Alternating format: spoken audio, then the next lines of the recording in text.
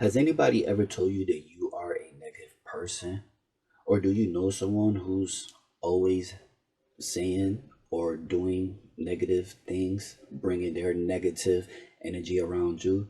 Today, we're going to talk about a few things to identify what a negative person is, whether it's you or the person next to you. Let's go.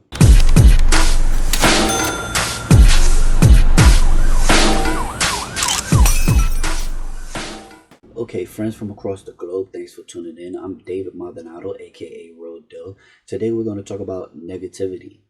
Now, negativity is the opposite of positivity, obviously. It's basically not having a good outlook on things, having bad energy, having sad energy, not having confidence in yourself or whatever it may be, or confidence in that things will go good. At the end of the day, you're always thinking things will go bad, and you express that. You're not just negative. You're with yourself. You're negative with the world. Reasons why this is not good, obviously, spreading that energy to other people could bring them down as well. They say misery loves company. Well, I know you love company, but you know what? Your company doesn't love the misery. So bringing that energy to other people can make them not want to be around you as well. We have to nurture ourselves and take care of ourselves. When we're feeding ourselves negativity, the body does not like that. You can actually stress your body out into an unhealthy state. So, negativity is not good for a lot of different reasons. Let's get into our little list of how to identify a negative person, whether it's yourself or somebody else.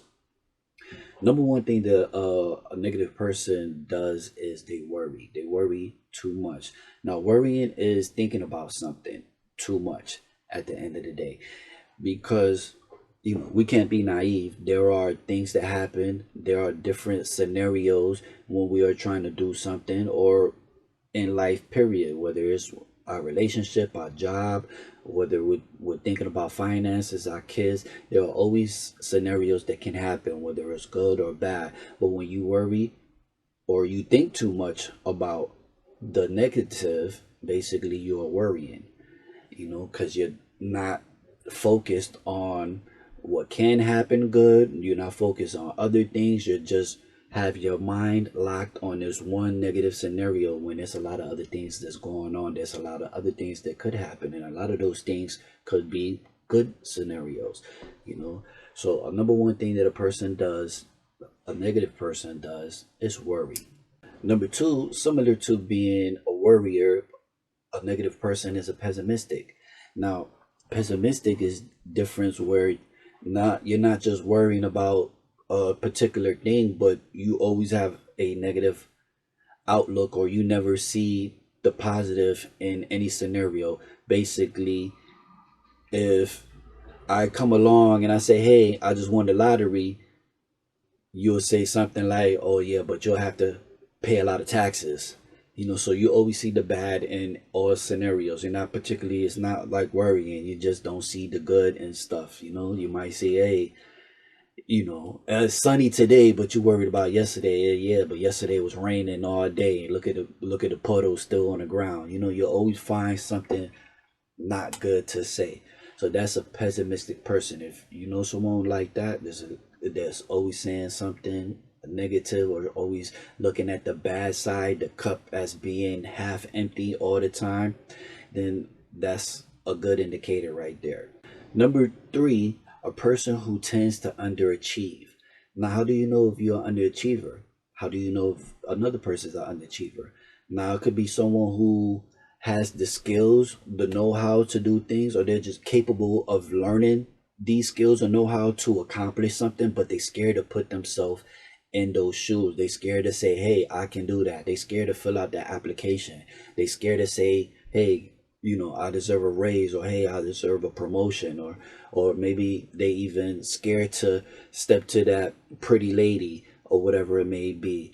They're always scared to go ahead and put themselves in a scenario because they don't know the outcome, and that scares them, because for the most part, all they're going to think about the negative that can come out of that, them being rejected, them being shot down, them being laughed at, or whatever it may be. So they scared to put themselves out there, to put themselves on the next level. They hold on to that same level that they're pretty much negative about anyways, but they scared to get out that level because they scared of the ridicule that may happen, that might happen, because they don't have the confidence in themselves.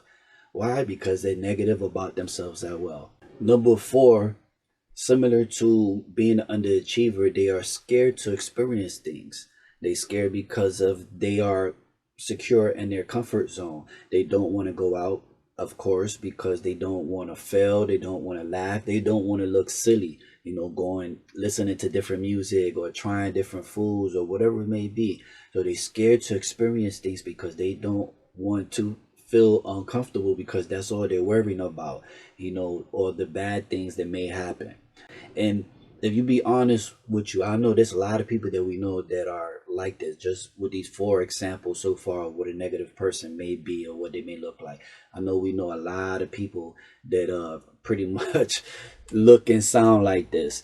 And a lot of it, there are some things that we ourselves may be doing. So down the line in the next couple of videos, we're going to talk about what's positivity and how we can be more positive.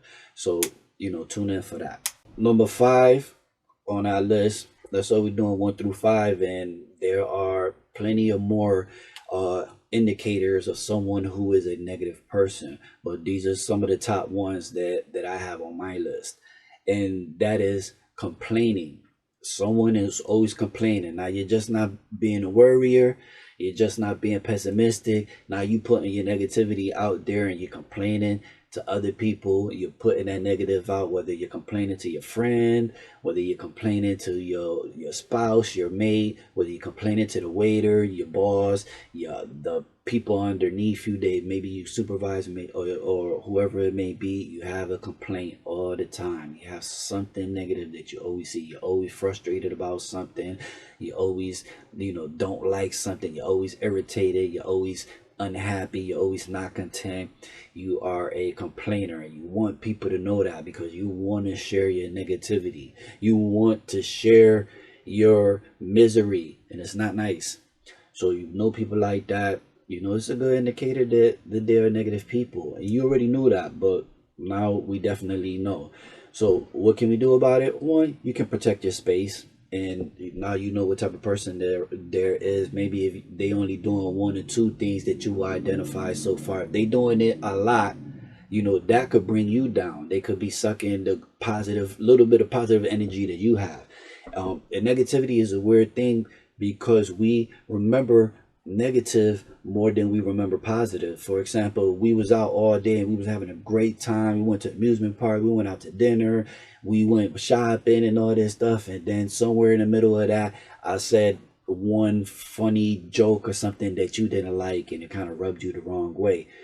And for the future, you probably would stop dealing with me behind that one little joke that you took in a negative way, and you will remember that one joke because you took it negatively. And what I've learned basically is that negativity is it puts a stain in your mind, and it is something like it's part of a survival skill, and it goes way back. It's something that kept on going through evolutions of mankind, and it's a survival skill basically. If you learn something, if you touch fire and it's hot, that's going to stay in your brain. That's going to stay on your mind. You're going to know that, and it's meant to do that to help you survive. So anything that's negative is like a survival thing, almost like, wow, I didn't like that situation.